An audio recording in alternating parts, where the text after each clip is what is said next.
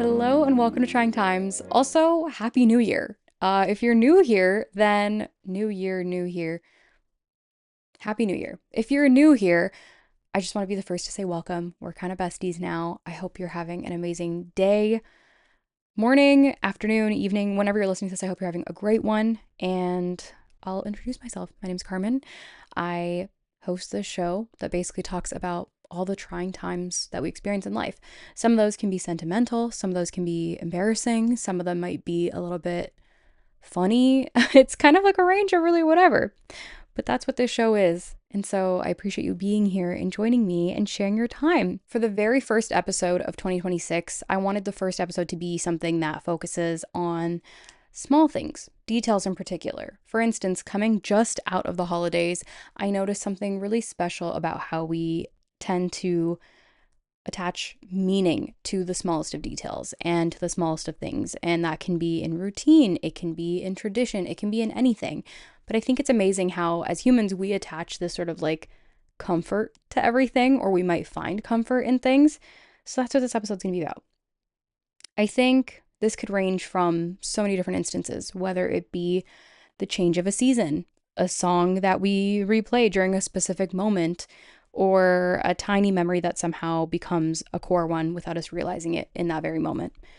And in this episode, I want to explore a little bit more about why exactly it is we romanticize little pockets of life, or also this sort of tendency that we have that actually helps us to feel sometimes more connected or grounded and human as a whole.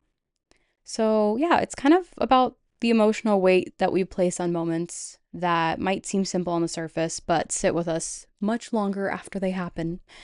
And I find it's also sometimes grounding during a busy time like the holidays to have this sort of connection or this specialized moment, whatever you want to call it. I think it's something that's really different that we all experience in our own ways. And I mean, for me, for instance, like that could be with baking, it could be with being with friends and family, it could be honestly a certain candle scent, like it could be a number of things. It could be twinkly lights. There's so many things that we assign meaning to, and I think the holidays are heavily romanticized or comfort for some people in that sense because we all have our own tradition around it or our own assigned meanings towards it that make it very, very personal to each of us. And so, honestly, for me, I tend to be a very sentimental person in like my personal life. And I feel like this is something that I just had the tendency of doing for the longest time. I was like, oh, maybe it's just me. Maybe I get very emotional about things, or maybe I attach more meaning to things than there needs to be. But then I actually learned that there's a concept in psychology called emotional tagging. What is emotional tagging, you ask? Well, here, I'll be the first to tell you. And also, I'll be the first to say if you see me looking down, it's because I have my laptop right here. So I am reading some notes off of it. So if you see me look down, that's why. But emotional tagging, it's basically this concept that describes how our brains attach strong emotional significance to certain sensory cues like a specific smell, a sound, or even a visual moment. I think somehow this kind of works into that moment in a way, maybe, how we all experience deja vu at some point in time. I feel like this could kind of connect to that. I have not done that research yet, so feel free to do that on your own. Maybe it does connect, maybe it doesn't. I don't know. I have a feeling it might in some way. But basically what this says and what this shows from research at least, research has shown that music, for example, activates the hippocampus, so memory, and amygdala, so emotion, at the same time. And this is kind of why a single song can instantly take us to a memory, a time, a place that we might have forgotten about. And we don't realize it right away, but it kind of just pops up. And it could bring us to almost like a version of ourselves that we even forgot about. It's really special how that works, and it's really different. But I think for me, when I think about this example of music, I go immediately to Sweater Weather by The Neighborhood. I don't know. I think I've talked about The Neighborhood on here a few times. They're probably like my absolute favorite band. They have been since I was, I want to say 14 or 15, and I'm now 29. So they've been around in my life for a very long time. But every time I hear the song Sweater Weather, which was like their big single, and it kind of helped them really, really gain popularity, I remember hearing it for the first time ever as a teenager.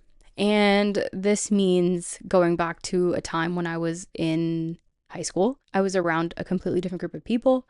I had completely different beliefs about the world around me, about myself, about so many different things. Like, I was very much a different version of myself to the person that I am now.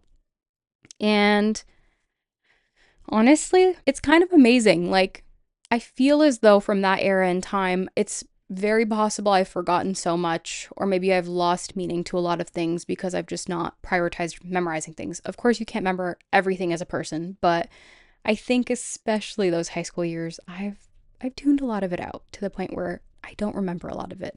But when I hear this song, I still remember hearing it for the first time. I remember listening to it on repeat with headphones in when I was in class. Specifically, I want to say either an art or English class. So I was just working away at something and having that playing constantly. That's like a core memory for me. I don't remember much else of high school, but I do remember that, which is pretty crazy. And when you think about it in the same sense, even with seasons being ever changing, no two parts of the year are ever really the same. I mean, unless you're in a place that's just generally warm all the time. Here in Canada though, it is cold and then it gets really hot. But so I feel like the same way that the seasons change, there's shifts in daylight and lighting in general and temperature and routine. So many things can become emotional markers that help us almost track life transitions and memories over time.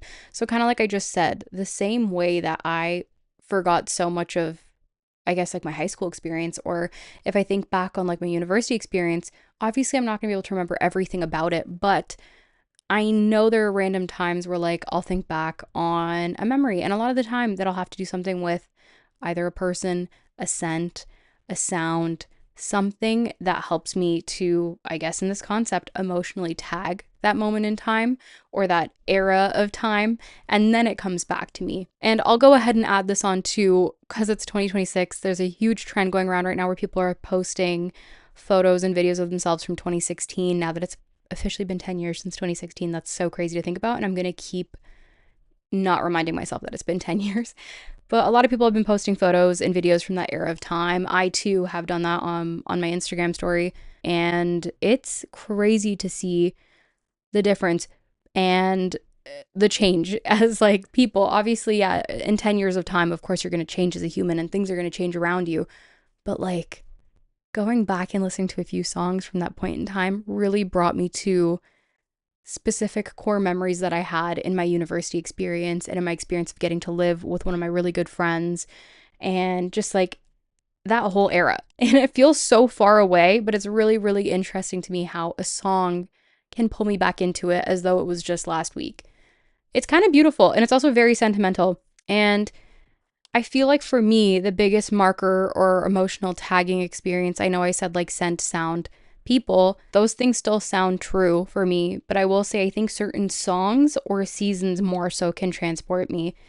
And sometimes it isn't like about a big event in particular. It could be like a moment where I was walking home from somewhere, or it could be a specific outfit or how a place I visited many times might have felt on one specific day or on the most random day. And I didn't realize I do this a lot actually with outfits. Like if there's a very pivotal moment in time, and I think a lot of us do this maybe without realizing it. Of course, if you're going to a certain event, like if you're attending a birthday party, a wedding, whatever it may be, I think it's so natural to always remember that outfit to that event because it's just how it works sometimes for us.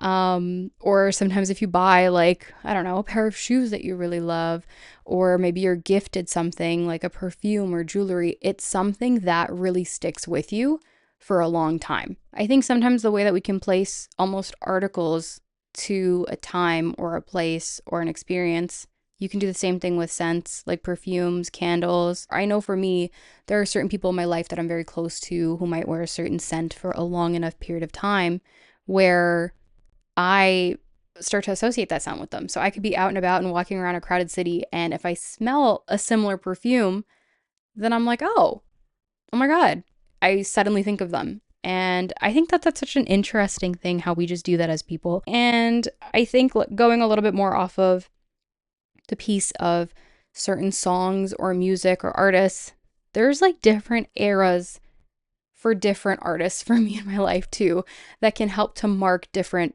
moments or different ages, or like I said, eras, like so many different things. So for me, there was like Brockhampton when I was in university, and I went to a school literally called Brock. So that was just like a very all encompassing moment for me.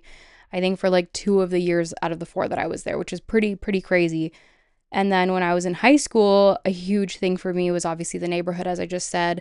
Arctic Monkeys was like another really big one for me. And anytime I listened to specific songs or albums in their earlier years by either of those bands, I immediately remember that time or like where I was when I heard certain songs. And that's so fascinating. And so I could sit here and do this with like every artist that I like, definitely, because I think there's certain artists that I'll remember from certain phases and certain times in life. But it's really special. And I think that's so cool how without realizing it, we just do that as people. It's just a thing that our brains pick up on.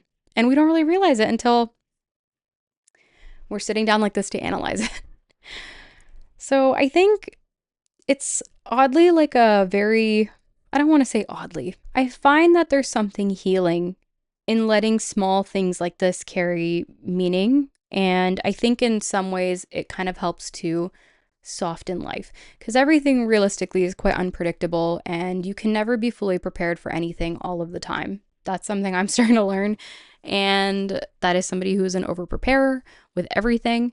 So I think sometimes having these sort of emotional tags or these things that can help us connect to moments and stay grounded is just so beautiful and it's so nice. I feel like it kind of gives us something to look forward to as well. And it's like a very core memory, but also something that's very grounded when things might tend to feel overwhelming or uncertain, which can be a lot of the time.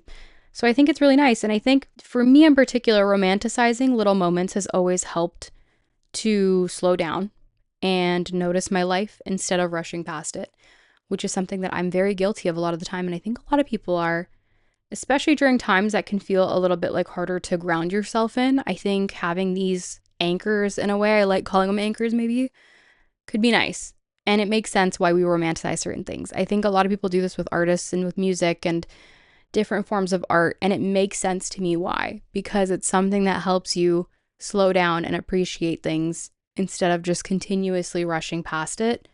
And by it, I mean life, because we all tend to do it. So, as I like to share in every episode of this show, whether this is your first time listening or you've listened a few times, I always like to go into a little bit of a audience participation segment. And this year, I'm trying something different where I'm including voice clips from you guys, which is so fun. So for this episode, I actually have a voice clip from a friend who was sharing a little bit about a sound or a song or a scent that can place her into a memory and feels very transformative. So we're going to take a second to listen to that together and then chat about that. Is there a song, scent, or place that instantly transports you to a memory? Yes. My grandpa used to use, oh my God, what's that? Irish Spring soap. So that reminds me of my grandpa. And then my grandma used like, those pond, it's called pond, like powder. They even do like lotion. So that grandma yield smell, that's 100%. Very good memories, very cuddly, very cozy. Feels like a big hug. Sometimes a tear rolls down my eye because I miss them. But those scents definitely remind me of them. Sometimes, I don't know if this happens to you, but sometimes you walk into a building and it smells like what your elementary school smelled like. I don't know if that makes sense, but that happens and it like triggers a memory. Songs, yeah, like songs I used to listen to in high school either will trigger like a good memory or a bad memory or a memory that's like embarrassing. I don't know. I'm trying to think of like what songs, and for some reason it's not coming to my head right now. Let me, I don't know. If I think of one, I'll put it in the place where I can leave like a message. But yeah, like high school dances. Oh, like No Air. I remember No Air was not even high school, middle school. I remember when that song played at school dances, it was wild. this isn't something that it says here, it's song, scent, or a place, but like a taste, like a food, certain food trigger memories, uh, like PB and J's always have triggered a memory of when I was younger. Same with cereal. Cereal does it. Specific cereals do it. My after It was like my after school snack, so it triggers whatever TV show I was watching at the time. After school, it would probably be like The Weekenders or like Arthur, Timothy Goes to School, them stuff. But yeah, food triggers it a lot, like random food. Yeah, yeah, like fried chicken for some reason reminds me of a specific birthday that I had where we ordered Popeyes. Just a random memory. Anyways, that's that.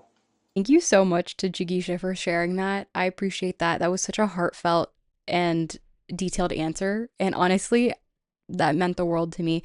That was so beautiful. I love that she touched on the scent of so many different people and places. So, the elementary school scent, I will say, that is a canon event, I feel. Because when she said that, I actually was like, wait, yeah, no, why can't I actually like envision the smell that she's talking about? I think also, in a similar sense to how I mentioned people in my life wearing specific scents for a long time and then it becoming like their scent. I love that she brought that up with her grandparents as well. I think that that's so wholesome and it's such a wonderful way to hold that connection and keep it with you all the time. I think that that's so beautiful. The food piece was so good and I actually didn't think about that. I When I think about food and emotional tagging, I always assume like it has to be the act of I guess making food, but it really doesn't. And I just love that she was like, I think back to fried chicken and Popeyes from this one birthday that I had. And that just goes to show you how special that is for people in all different aspects of their life and how that transpires over time. And we might not even realize it in the moment, but years down the line, we might be like, oh my God, that was a really good time. I remember that. And it's just so special to think about it that way. And obviously, we don't realize it in the moment, but later on, it means the world. I think that's so cool. Also, the No Air shout out by Jordan Sparks was amazing. That song was so good and it was everywhere for good reason. I loved it. It was so good. Very much a core memory. So I love that shout out. Thank you, Jagisha. That was such a good voice clip. I love that. It was amazing. So good. I also have one more answer for this question, for this prompt, if you will, which I will add if you want to participate and send in your answer to certain prompts or participate by sending in a voice clip, you absolutely can by going to at the Trying Times Podcast on Instagram and clicking on the link in bio. There will be a Google form there. Go click on it. And then you can select which questions you'd like to answer. And I'd love to hear from you. I'm so excited to say I also have one more answer from another friend, Peter. Thank you so much for participating and sharing your thoughts here.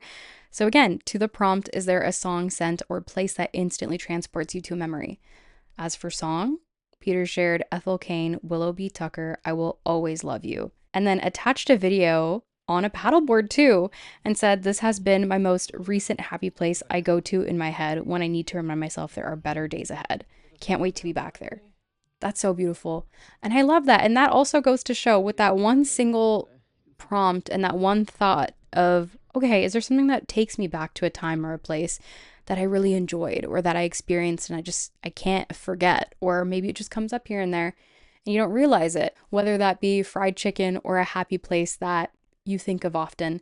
This just goes to show there's so many different ways of approaching that. And I think that that's so beautiful. To round this up, I will say, I also saw a post on Reddit where a user once shared that they romanticize the little things because they're the things that actually help them in their life and end up being the things that they remember, not necessarily just the big milestones. They wrote about how lighting a certain candle, listening to their favorite playlist during a commute, and noticing the shift from summer to fall helps them stay present in a chaotic time. It's a reminder that they don't need huge life-changing events to feel something meaningful. Sometimes the smallest details become the ones we hold on to the longest. And that's so beautiful and it's so true. It's something that as I get older, I'm definitely learning as well over time. And it just is a great reminder to never take things for granted and to never let life just pass you by, because even if it might not feel like it, there's always something good happening whether it's right in front of you or somewhere else down the line. There's always something to look forward to. There's always something good happening. And yeah, I kind of want to leave this episode on that note. I can keep rambling, but I will leave it there because it's a very positive, light, soft note. And I hope that that helps shape your mindset towards this year. I know a lot of people probably have resolutions. I personally do not have a resolution. I just have little things I like to work on throughout the year. So whether you have a resolution or many little things you'd like to work on, I hope that you keep that in mind and know that good things are coming. If not, they're already here. So yeah, thank you so much for listening. Again, if you want to reach out and chat with me at all, feel free to head over to Instagram at the Trying Times Podcast. I'd love to hear from you. If you'd love to participate in one of these episodes the same way that Jigisha and Peter did, feel free to visit our Instagram and click on the link in bio. And there's a Google form there that you can click on to participate. Can I say click any more times? Anyways, that's it. Thanks so much for spending your time with me and listening. I appreciate you. I hope you have a wonderful day whenever you're listening to this, and we'll chat again soon, okay? Bye.